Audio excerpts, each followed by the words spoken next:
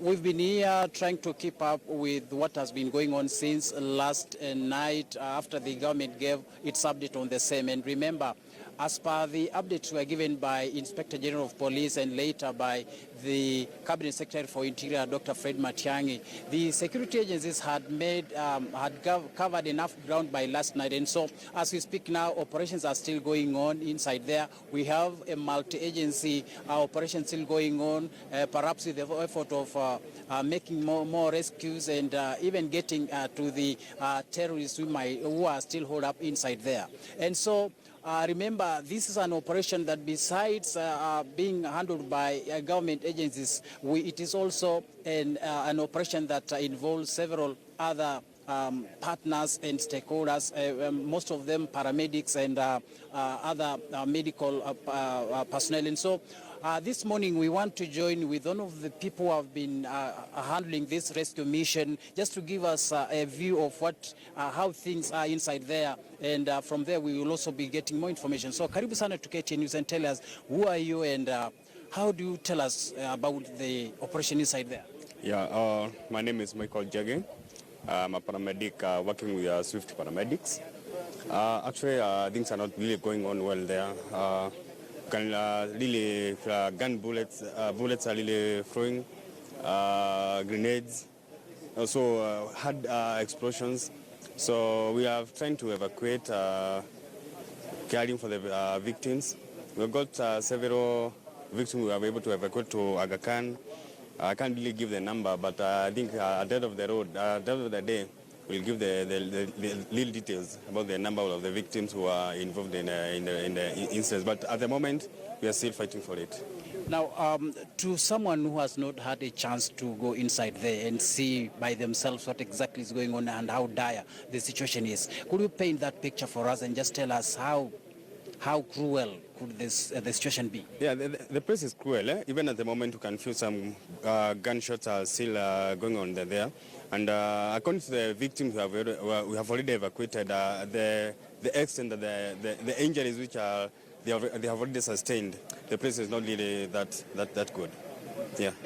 And how do you describe the kinds of injuries you experience, and perhaps even as you answer that question, you could tie that to maybe if you have ever had such rescues in your previous encounters, and how do they compare, and how bad is this situation? They're severe because we got gunshot injuries, fractures, head injuries. So the place is not really good in this case.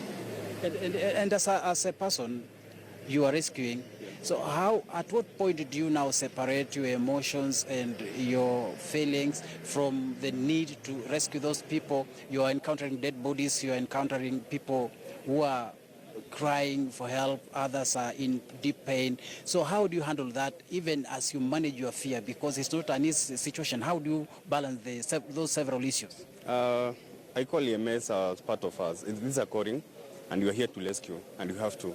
So we call it, we do it as a call. So we are here for it, and we are ready for it. Now, finally, even as I let you go, what hope is there? What do you tell family members and the people who are still waiting to hear some good news from inside there? How much hope do we have maybe to get people still alive? How bad could the situation be, and what do we expect, to the worst or to the best? No matter how bad it is, we can say our security personnel are really fighting hard for it, and we are sure and we are so hopeful that our relatives and our brothers and sisters will be safe, and I think in the next few hours the place will be secured. How do you compare this response you have seen as far as this incident is concerned, to previous incidents where we've had so many cries about delayed responses and which may have led to unnecessary destruction? So how do you compare having worked as a paramedic for some time? Okay, for sure. Comparing this and the previous one, I think this was perfect. This command was so perfect, and they did a very nice job. And you can see the last one was the Westgate. There was some delays and some failure, but at the moment, I think this one, I take it, it's perfect.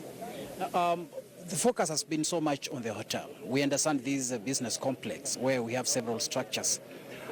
Now, last night we were talking about a seven-floor story building, and by last night we are told we had about 6 floors. So how many floors have you managed to reach? For me, I've just gone to the 2nd floor. I've not managed to go to the 4th or the 6th floor. But I think the real scenario will be given a few minutes after evacuating. I think I will get to know the real stuff. Thank you very much. Asante sana. Well, that's the situation as per some of the paramedics who have been inside there, and we are here at least to understand exactly how things are so that we can keep on telling our viewers so that none of our viewers is left behind. But the most important thing, Michael, is that even as we look up to what the operation will look like and how many other people will be rescued and the official report that we hope to receive from the government, one of the issues that we need to point out that unlike in previous instances where people come in here to support the rescuers and other individuals, we are not seeing that humanitarian element so much attached to this, because as we speak now, we don't seem to be having enough supply of water, food, and every other thing. And so we're waiting. Maybe Kenyans will be coming in at least to assist, because even the paramedics and the other people who are carrying on with this operation need some important assistance in terms of food elements and other important aspects. But those things have not been forthcoming in numbers as we expect. So going by the appeal by the government and other agencies, we hope that Kenyans will respond to that and at least come in, even as the operation goes on inside there. Outside here, other help will be experienced. Back to you, Mike.